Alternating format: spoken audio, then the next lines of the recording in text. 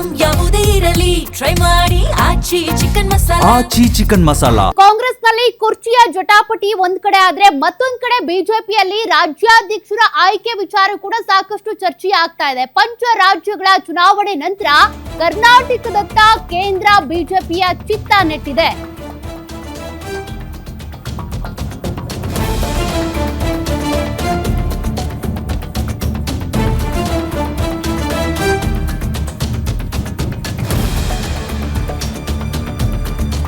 ಪಂಚ ರಾಜ್ಯಗಳ ಚುನಾವಣೆಯ ಬಳಿಕ ಈಗ ಕರ್ನಾಟಕದತ್ತ ಕೇಂದ್ರ ಬಿಜೆಪಿ ಗಮನ ಹರಿಸ್ತಾ ಇದೆ. ಬಿಜೆಪಿ ರಾಜ್ಯಾಧ್ಯಕ್ಷರ ಅವಧಿ ನವೆಂಬರ್ಗೆ ಮುಗಿಯುತ್ತೆ. ಹೀಗಾಗಿ ಈಗಿನಿಂದಲೇ ರಾಜ್ಯಾಧ್ಯಕ್ಷರ ಆಯ್ಕೆಗೆ ಕೇಂದ್ರ ಬಿಜೆಪಿ ಕಸರತ್ತು ಮಾಡ್ತಾ ಇದೆಯಂತೆ. ರಾಜ್ಯಾಧ್ಯಕ್ಷರ ಆಯ್ಕೆಗೆ ಅಭಿಪ್ರಾಯ ಸಂಗ್ರಹಕ್ಕೆ ಬಿಜೆಪಿ ವರಿಷ್ಠರು ಮುಂದಾಗಿದ್ದಾರೆ. ಮೇ 25ನೇ ತಾರೀಕು ರಾಜ್ಯಕ್ಕೆ ಬರ್ತಿದ್ದಾರೆ ಭೂಪೇಂದ್ರ ಯಾದವ್ ಮತ್ತು ತರುಣ್ ಚುಗ್ ಅವರ ತಂಡ. ರಾಜ್ಯ ಬಿಜೆಪಿ ನಾಯಕರ ಜೊತೆ ಚರ್ಚೆ ಮಾಡಿ ಅಭಿಪ್ರಾಯ ಸಂಗ್ರಹ ಮಾಡ್ತಾರೆ. ಭೂಪೇಂದ್ರ ಯಾದವ್ ಮತ್ತು ತರುಣ್ ಚುಗ್ ರಿಪೋರ್ಟ್ ಬಳಿಕ ನಿರ್ಧಾರ ಪ್ರಕಟ ಆಗುತ್ತೆ. ವರದಿ ಕೊಟ್ಟ ಬಳಿಕ ರಾಜ್ಯಕ್ಕೆ ಬರ್ತಾರೆ ಚುನಾವಣಾ ಉಸ್ತುವಾರಿ ಶಿವರಾಜ್ ಸಿಂಗ್ ಚೌಹಾಣ್ ಅವರು.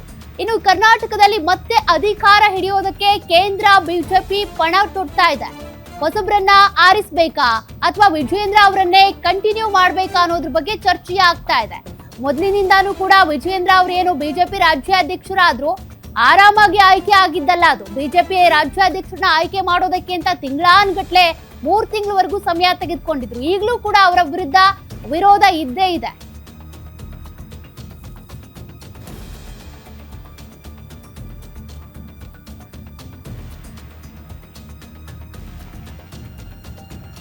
ಡೀಟೇಲ್ಸ್ ಕೊಡ್ತಾರೆ ಪೊಲಿಟಿಕಲ್ ರಿಪೋರ್ಟರ್ ಕವನ. ಡೆಸ್ಕ್ ಲೈವ್ ಇಂದ ಜಾಯಿನ್ ಆಗಿದ್ದಾರೆ. ಕವನ, ಈಗಾಗಲೇ ಬಿಜೆಪಿ ರಾಜ್ಯಾಧ್ಯಕ್ಷರಾಗಿರುವಂತಹ ವಿಜಯೇಂದ್ರ ಅವರ ಅವಧಿ ಮುಗಿಯುವಂತ ಸಮಯ ಹತ್ರದಲ್ಲೇ ಇದೆ.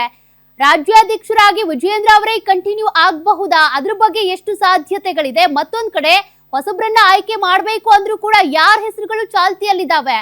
ಹೈಕಮಾಂಡ್ ನಾಯಕರು ಇದ್ರ ಬಗ್ಗೆ ಏನ್ ಹೇಳ್ತಾರೆ? ಯಾರ್ಯಾರು ರಾಜ್ಯಕ್ಕೆ ಬಂದು ಇದ್ರ ಬಗ್ಗೆ ಅಭಿಪ್ರಾಯವನ್ನ ಸಂಗ್ರಹ ಮಾಡ್ತಾರೆ ಅಂತ? ಸೌಖ್ಯ, ಈಗಾಗಲೇ ಸಾಕಷ್ಟು ದಿನಗಳಿಂದ ಅಂದರೆ ಕಳೆದ 1 ವರ್ಷದಿಂದಲೂ ಸಹ ಬಿಜೆಪಿ ರಾಜ್ಯಾಧ್ಯಕ್ಷರ ಬದಲಾವಣೆ ವಿಚಾರ ಆಗಾಗ ಮುನ್ನೆಲೆಗೆ ಬರ್ತಾ ಇತ್ತು. ಇದರ ಜೊತೆಗೆ ವಿಜಯೇಂದ್ರ ಅವರು ಬದಲಾಗ್ತಾರೆ, ವಿಜಯೇಂದ್ರ ಅವರ ಸ್ಥಾನಕ್ಕೆ ಬೇರೆಯವರು ಬರ್ತಾರೆ. ಅದರ ಜೊತೆಗೆ ವಿ ಸೋಮಣ್ಣ ಅವರ ಹೆಸರು ಸಹ ಆಗಾಗ ಕೇಳಿ ಬರ್ತಾ ಇತ್ತು. ಆದರೆ ಇದೀಗ ಸಾಕಷ್ಟು ವಿಳಂಬ ಆಗ್ತಾ ಇದ್ದಂತಹ ರಾಜ್ಯಾಧ್ಯಕ್ಷರ ಬದಲಾವಣೆ ವಿಚಾರ ಇದೀಗ ಮತ್ತೆ ಮುನ್ನೆಲೆಗೆ ಬಂದಿರುವಂಥದ್ದು. ಪಂಚರಾಜ್ಯಗಳ ಚುನಾವಣೆಯ ನಂತರ ಇದೀಗ ಹೈಕಮಾಂಡ್ ಕರ್ನಾಟಕದತ್ತ ಸಾಕಷ್ಟು ಚಿತ್ತ ಮಾಡ್ತಿದೆ ಅಂತಾನೆ ಹೇಳ್ಬೋದು. ಈ ನಿಟ್ಟಿನಲ್ಲಿ ಇದೀಗ ರಾಜ್ಯಾಧ್ಯಕ್ಷರ ಬದಲಾವಣೆ, ಯಾಕಂದ್ರೆ ವಿಜಯೇಂದ್ರ ಅವರು ರಾಜ್ಯಾಧ್ಯಕ್ಷರಾಗಿ ಇದೇ ನವೆಂಬರ್ಗೆ 3 ವರ್ಷ ಸಹ ಆಗ್ತಾ ಇದೆ. 2.5 ವರ್ಷ ಅನ್ನುವಂತಹ ವಿಚಾರ ಇತ್ತು ರಾಜ್ಯಾಧ್ಯಕ್ಷರಿಗೆ. ಇದೀಗ 3 ವರ್ಷ ಆಗ್ತಾ ಇರೋದ್ರಿಂದ ರಾಜ್ಯಾಧ್ಯಕ್ಷರ ಬದಲಾವಣೆ ಮಾಡಲೇಬೇಕು ಅನ್ನುವಂತಹ ಅನಿವಾರ್ಯ ಸಹ ಈಗ ಎದುರಾಗಿರುವಂಥದ್ದು. ಸೊ ಹೀಗಾಗಿ ಈ ಒಂದು ರಾಜ್ಯಾಧ್ಯಕ್ಷರ ಬದಲಾವಣಾ ಪ್ರಕ್ರಿಯೆಗೆ ಭೂಪೇಂದ್ರ ಯಾದವ್ ಅಂದ್ರೆ ರಾಷ್ಟ್ರೀಯ ಪ್ರಧಾನ ಕಾರ್ಯದರ್ಶಿಗಳಾದಂತಹ ತರುಣ್ ಚುಗ್, ಅದೇ ರೀತಿಯಾಗಿ ಭೂಪೇಂದ್ರ ಯಾದವ್ ಇದೇ ಮೇ 25ರಂದು ರಾಜ್ಯಕ್ಕೆ ಆಗಮಿಸ್ತಾ ಇದ್ದಾರೆ. ಆಗಮಿಸಿ ಎಲ್ಲರ ಅಭಿಪ್ರಾಯವನ್ನ ಸಹ ಸಂಗ್ರಹಿಸ್ತಾರೆ. ಅಂದ್ರೆ ಈ ಒಂದು 3 ವರ್ಷಗಳ ಕಾಲ ವಿಜಯೇಂದ್ರ ಅವರ ಕಾರ್ಯವೈಖರಿ ಯಾವ ರೀತಿಯಾಗಿತ್ತು, ಹಿರಿಯರನ್ನ ಯಾವ ರೀತಿಯಾಗಿ ವಿಶ್ವಾಸಕ್ಕೆ ತೆಗೆದುಕೊಂಡ್ರು ಅನ್ನುವಂತಹ ಎಲ್ಲ ವಿಚಾರಗಳ ಬಗ್ಗೆ, ಜೊತೆಗೆ ಸಂಘಟನೆ ಯಾವ ರೀತಿಯಾಗಿತ್ತು ಅನ್ನುವಂಥದ್ದು. ಯಾಕಂದ್ರೆ ವಿಜಯೇಂದ್ರ ಅವರ ನೇತೃತ್ವದಲ್ಲಿ ಹೋದಂತಹ ಚುನಾವಣೆಗಳು ಸೋಲನ್ನ ಕಂಡಿವೆ. ಸೊ ಹೀಗಾಗಿ ವಿಜಯೇಂದ್ರ ಅವರ ಕಾರ್ಯವೈಖರಿ ಬಗ್ಗೆ ವರದಿಯನ್ನ ಪಡೆದುಕೊಂಡು ನಂತರ ಆ ವರದಿಯನ್ನ ಹೈಕಮಾಂಡ್ಗೆ ತಲುಪಿಸಿ ನಂತರ ಈ ಒಂದು ರಾಜ್ಯಾಧ್ಯಕ್ಷರ ಚುನಾವಣಾ ಅಧಿಕಾರಿಯಾಗಿರುವಂತಹ ಶಿವರಾಜ್ ಸಿಂಗ್ ಚೌಹಾಣ್ ಅವರು ಸಹ ರಾಜ್ಯಕ್ಕೆ ಆಗಮಿಸ್ತಾರೆ. ಆ ನಂತರ ಈ ಒಂದು ರಾಜ್ಯಾಧ್ಯಕ್ಷರ ಬದಲಾವಣೆ ಯಾವ ರೀತಿಯಾಗಿ ಆಗುತ್ತೆ, ಒಂದು ವೇಳೆ ವಿಜಯೇಂದ್ರ ಅವರನ್ನೇ ಮುಂದುವರಿಸಬೇಕಾ ಅಥವಾ ಬೇರೆಯವರನ್ನ ಸಹ ಈ ಒಂದು ರಾಜ್ಯಾಧ್ಯಕ್ಷ ಸ್ಥಾನಕ್ಕೆ ಏರಿಸಬಹುದಾ ಅನ್ನುವಂತಹ ವಿಚಾರ ಸಹ ಚರ್ಚೆ ಆಗುತ್ತೆ.